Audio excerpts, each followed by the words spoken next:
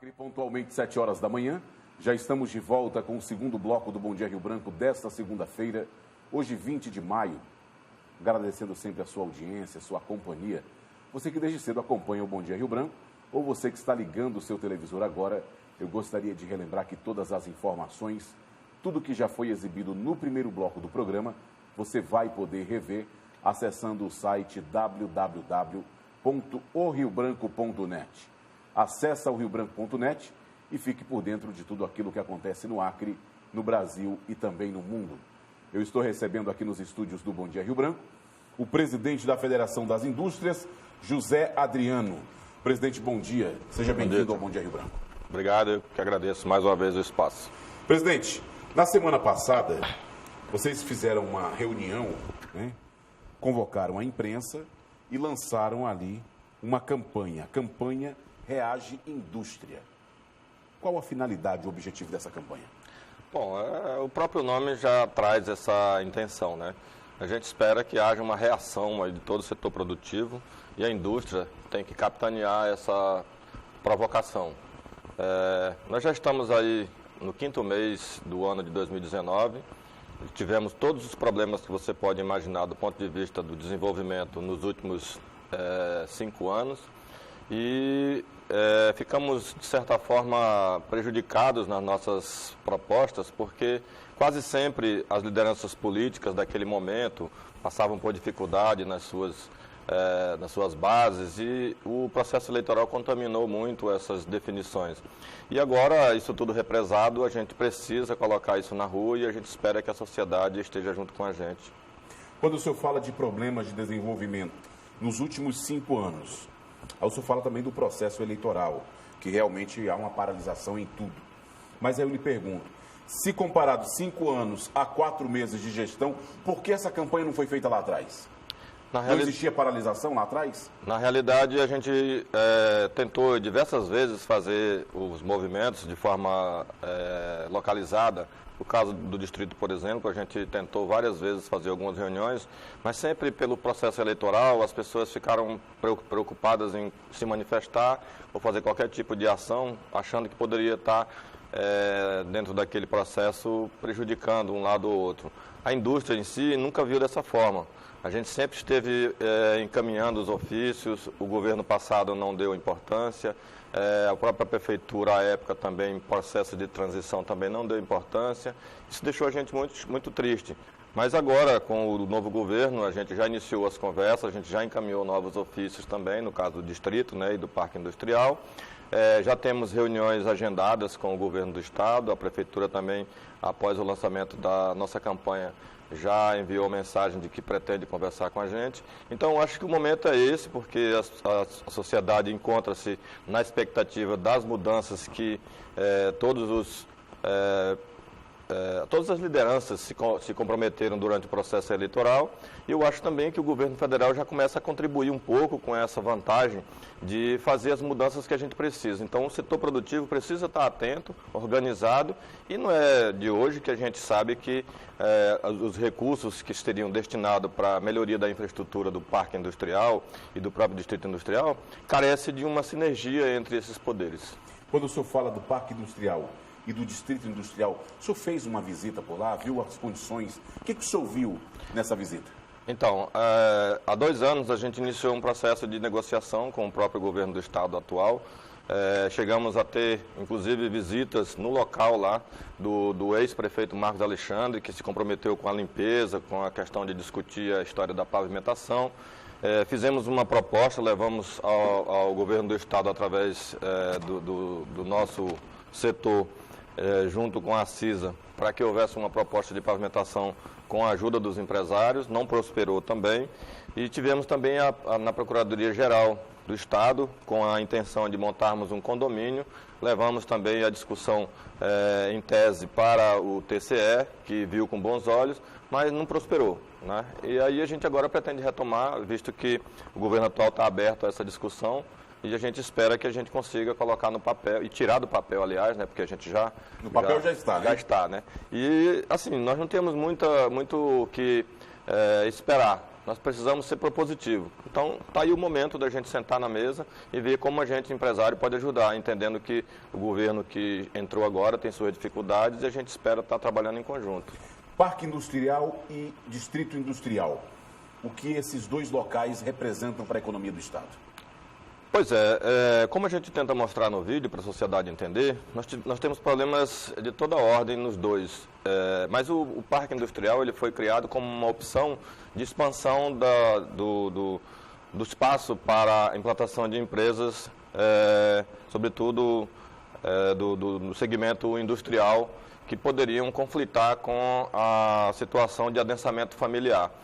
Para nossa surpresa, o Distrito Industrial, que é o primeiro, que todos conhecem, ele tem uma autorização no novo plano diretor que nos surpreendeu. Ele autoriza... Só interrompendo, o Distrito Industrial fica ali na região do Universitário. Isso. Pode continuar. Então, esse, para nós lá, ele nos traz uma preocupação ainda maior, porque você tem ali um conflito de indústria com residências que traz uma preocupação tanto com a trafegabilidade, com o risco de acidente, quanto também pela própria relação do industriário, né, e seus equipamentos e sua atividade lá, com a atividade comercial que com certeza tem que subsistir. E quando o senhor fala dessa mistura de indústria com residência no papel, o que deveria ser feito?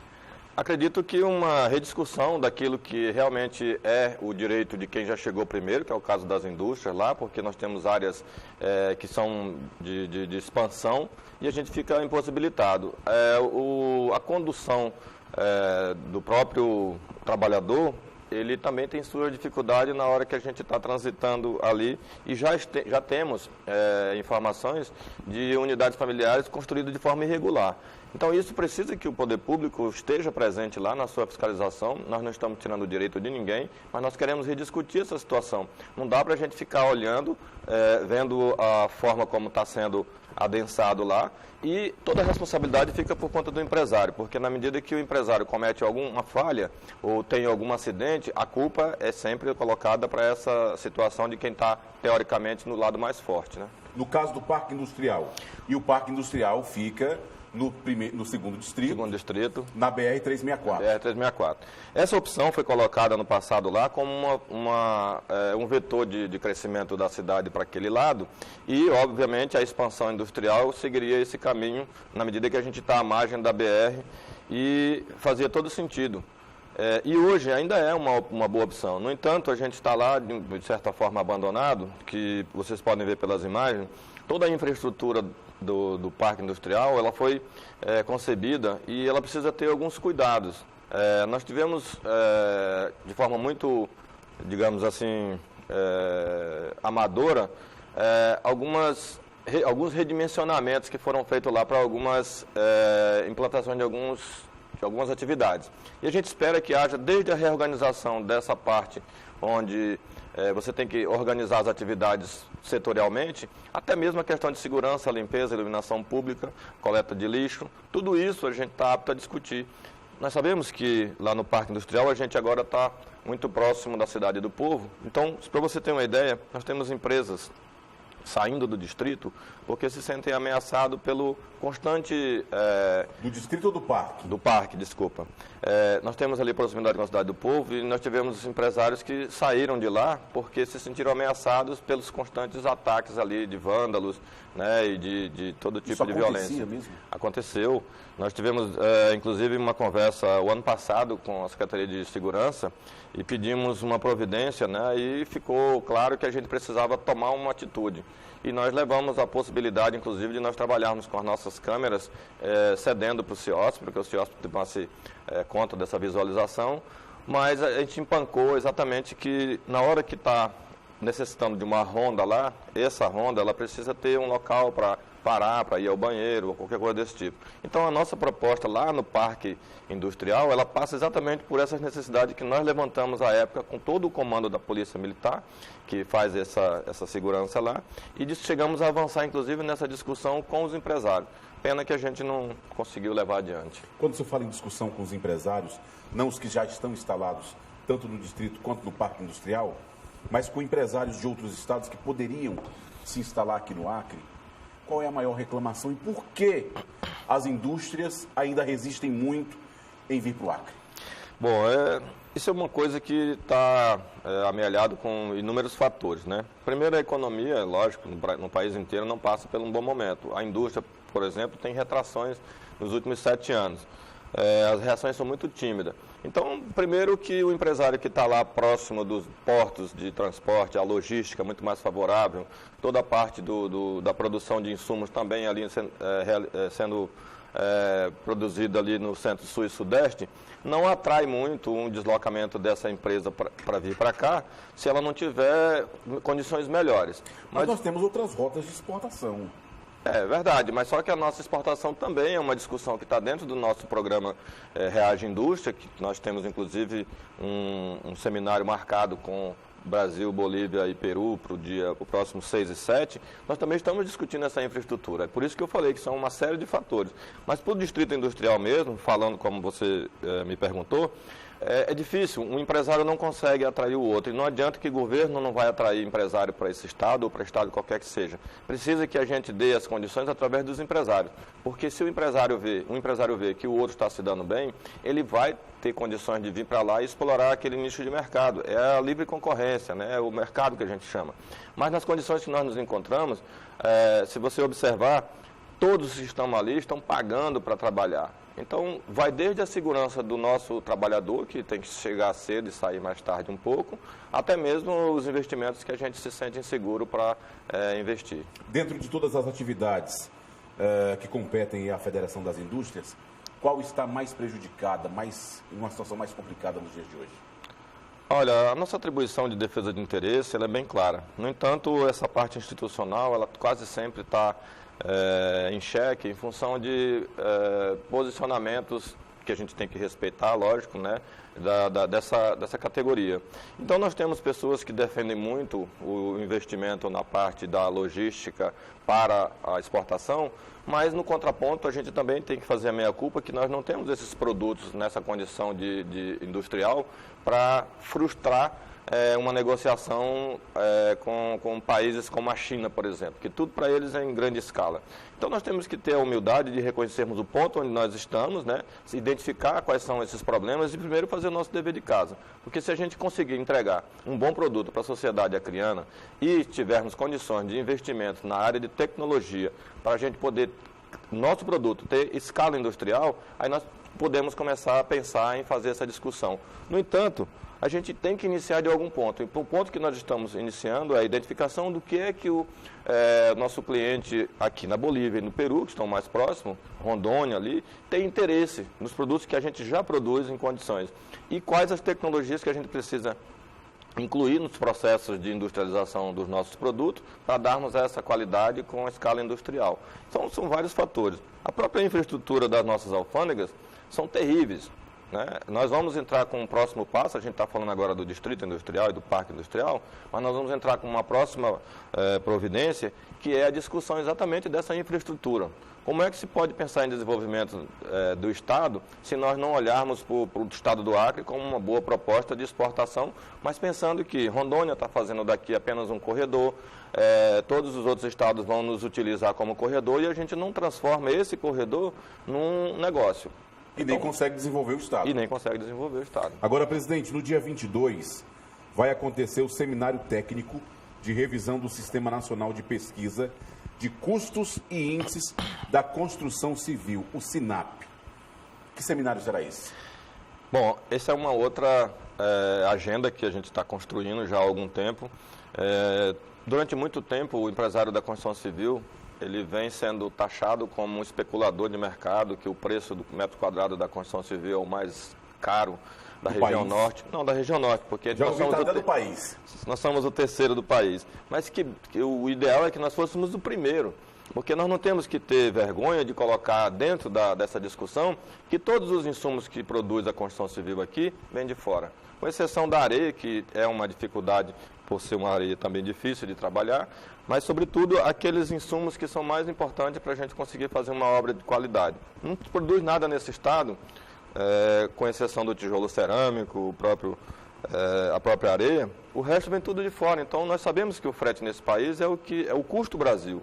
Então, quando aumenta o combustível, a gente não consegue repassar esse preço para o nosso cliente, porque o contrato foi firmado lá atrás. E os governos estão sempre discutindo que o reajuste, o reequilíbrio é uma dificuldade muito grande para eles incluírem nos seus orçamentos. Então, qual é a saída? A saída é a gente trazer exatamente essas discussões, incluirmos os órgãos controladores, todos os interessados ali, e esse seminário vem com a ajuda do CONFEA e da CEBIC para desmistificar, ou seja, para esclarecer toda a metodologia de construção dessa tabela, que serve como um parâmetro nacional, para que o nosso preço acriano seja respeitado em função exatamente de toda a dificuldade e de todas as características que nós temos. Para você ter uma ideia, o metro cúbico da pedra que é produzida em Rondônia, ela chega Estado em Rio... vizinho, tão perto, né? Chega em Rio Branco em torno de R$130. Isso agora. Numa maior demanda, ela chega a R$150, R$180 o metro cúbico. Mas se você for em Cruzeiro do Sul hoje, esse mesmo metro cúbico é R$800. Então, como é que você pode ter um preço em Rio Branco e não considerar essas situações? É complicado, bastante complicado. A construção civil, a gente pode dizer que passa por um momento difícil? A construção civil, ela faz parte da base da indústria, então ela talvez seja o setor mais prejudicado dos últimos 10 anos. Em 2014, logo após a reeleição da presidenta Dilma, você ouviu muito falar em fraude eleitoral, né? Naquele momento, a construção civil se viu atacada exatamente porque os programas habitacionais dentro da proposta do governo da presidenta Dilma era de continuidade dos programas habitacionais e do incentivo às linhas de crédito para aquisição de imóveis.